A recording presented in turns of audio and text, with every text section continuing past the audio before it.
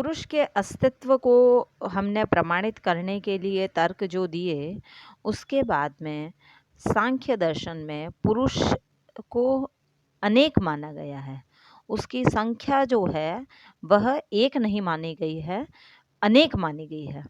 अर्थात जितने जीव हैं उतनी ही आत्माएं भी हैं और ये सारी जो आत्मा हैं वह चैतन्य है, ऐसा सांख्य दर्शन का मानना है। अर्थात गुण की दृष्टि से तो आत्माएं जो है वो समान हैं क्योंकि वो चैतन्य है, और परिमाण की दृष्टि से वह भिन्न भिन्न है क्योंकि वह अनेक है। ये बात हमें सांख्य दर्शन के पुरुष संबंधी विचार से स्पष्ट होती है। इसलिए हम ये समझते हैं कि सांख्य दर्शन में जो है पुरुष के संबंध में सांख्य दर्शन जो है वह अनेकवाद का समर्थक हो जाता है। यहाँ पे जब हम मीमांसा और जैन दर्शन के सिद्धांतों की ओर भी दृष्टिपात करते हैं तो हम ये पाते हैं कि वो भी आत्मा की अनेकता में विश्वास करते थे।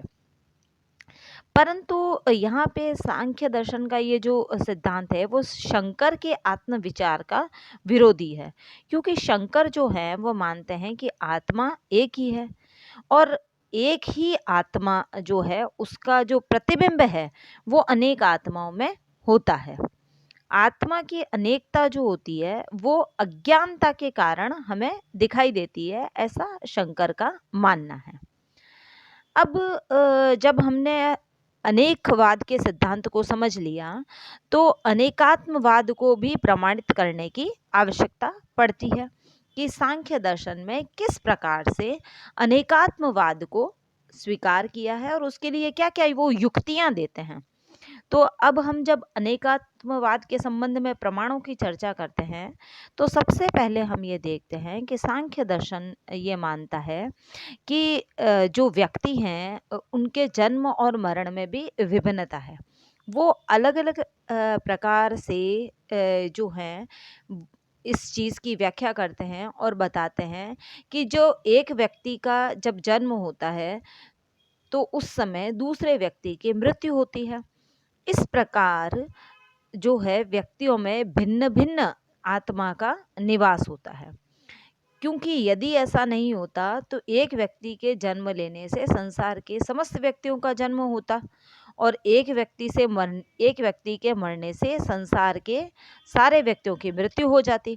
परंतु ऐसा नहीं देखा जाता, ऐसा नहीं प्रमाणित होता। इसलिए हम देखते हैं कि आत्मा जो है वह भिन्न भिन्न होती है, अनेक होती है। व्यक्ति के जन्म और मरण में भिन्नता को देखकर आत्मा की भिन्नता, अनेकता की बात पुष्ट होती है। इसके बाद में जब हम दूसरे तर्क की ओर अग्रसर होते हैं तो हम देखते हैं कि व्यक्तियों की जो ज्ञानेंद्रियां हैं और कर्मेंद्रियां हैं उनमें भी हमें विभिन्नता देखने को मिलती है। कोई व्यक्ति अंधा हो सकता है, कोई बहरा हो सकता है, कोई लंगड़ा हो सकता है। अगर विश्व में एक ही आत्मा होती तो एक व्यक्ति के अंधा होने से सारे व्यक्तियों को अंधा होना पड़ता, एक व्यक्ति के बहरा होने से सबको बहरा होना पड़ता, परंतु ऐसा नहीं देखने में आता। इससे भी यह सिद्ध होता है कि आत्मा जो है वह अनेक है, क्योंकि व्यक्ति जो हैं वह अंधापन, उनका लंगड़ापन, बहरापन आदि के आधार पर भी व्यक्ति जो पुरुष है उसकी अनेकता, चैतन्य सत्ता जो है उसकी अनेकता ही सिद्ध होती है। आगे हम जिस तर्क की ओर जाते हैं तो उसमें हम ये देखते हैं कि व्यक्तियों के जो कार्यकलाप है उनमें भी हमें विभिन्नता देखने को मिलती है, क्योंकि जब एक व्यक्ति सक्रिय होता है तो दूसरा व्यक्ति निष्क्रिय होता है। एक व्यक्ति हंस रहा होता है तो दूसरा व्यक्ति रो रहा होता है। एक व्यक्ति कोई धार्मिक कार्य कर रहा होता है तो दूसरा कोई अधार्मिक कार्य कर रहा होता है। और हम ये भी देखते हैं कि एक व्यक्ति यदि परिश्रम कर रहा है तो दूसरा व्यक्ति आराम कर रहा है, सो रहा है। इस प्रकार आत्माएं अलग अलग है, अनेक है। और यदि एक ही आत्मा होती तो एक व्यक्ति के हंसने या रोने से सभी व्यक्ति हंसते या रोते, परंतु ऐसा हमें देखने को नहीं मिलता है। इस सारी बातों से भी ये सिद्ध होता है कि आत्मा अनेक है।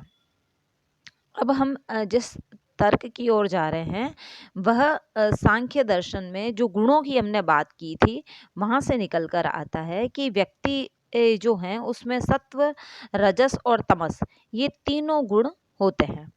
किसी भी व्यक्ति में सत्वगुण की प्रधानता होती है, किसी में रजोगुण की प्रधानता होती है, तो किसी में तमोगुण की प्रधानता होती है। और ये जो उनमें गुणों की प्रधानता है उसके आधार पर ही हम उन्हें सात्विक, राजसिक और तामसिक कहते हैं। और जिस प्रकार के गुणों की व्यक्ति के अंदर प्रधानता होती है उसके अनुसार ही सात्विक व्यक्ति में सुख, संतोष और ज्ञान निहित होता है।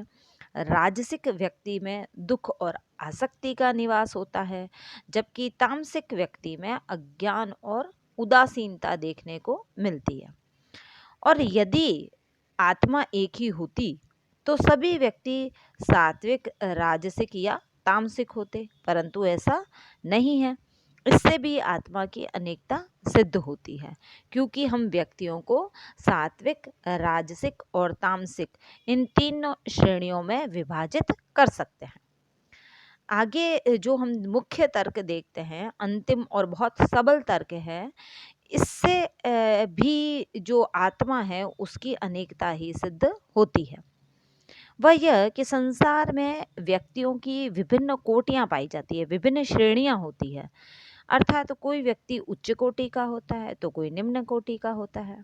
जैसे देवतागण मनुष्य से उच्च कोटि के माने जाते हैं, जबकि पशु पक्षी जो होते हैं वह निम्न कोटि के माने जाते हैं।